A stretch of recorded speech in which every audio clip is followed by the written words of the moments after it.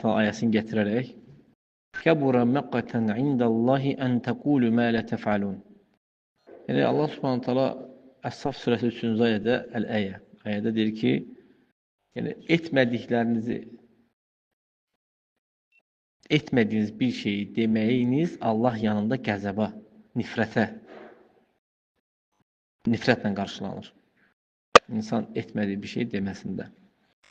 Bu ayədə Allah Subhanahu taalanın əl-maqt sifəti var. Maqt da buğd deməkdir, yəni nifrət eləmək deməkdir.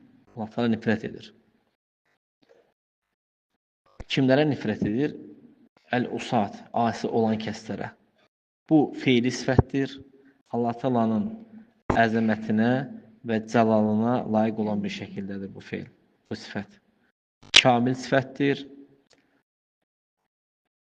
Allah Subhanahu Taalanı və sifətun mədhin lillahi. Allah Taalaya tərif olan sifətlərdəndir. Mədh, tərif deməkdir. Necə ki Allah Taala da deyir ki, kəbura məqtən indallahi ən təqulu mə lə təfəlun.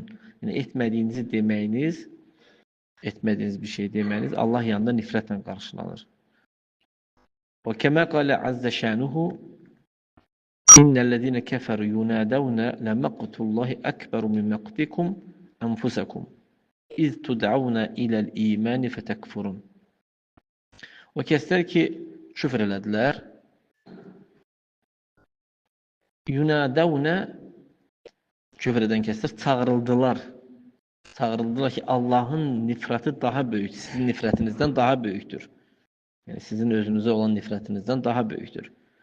İz tud'auna iləl iman, siz imana çağırıldıqda nə elədiniz? Fətəkfurun, küfr eləyirsiniz.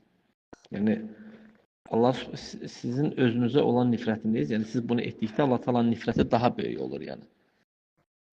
Yəni burada Allah Subhanahu taala maqt sifəti vardır. Yəni Allah Subhanahu taala maqtullahi lakum hinama kuntum tud'un lil-iman. Yəni siz o vaxt imana ki çağırıldığınız vaxtı küfr elədiyiniz Allahın nifrəti sizə oldu. Küfr elədikləriniz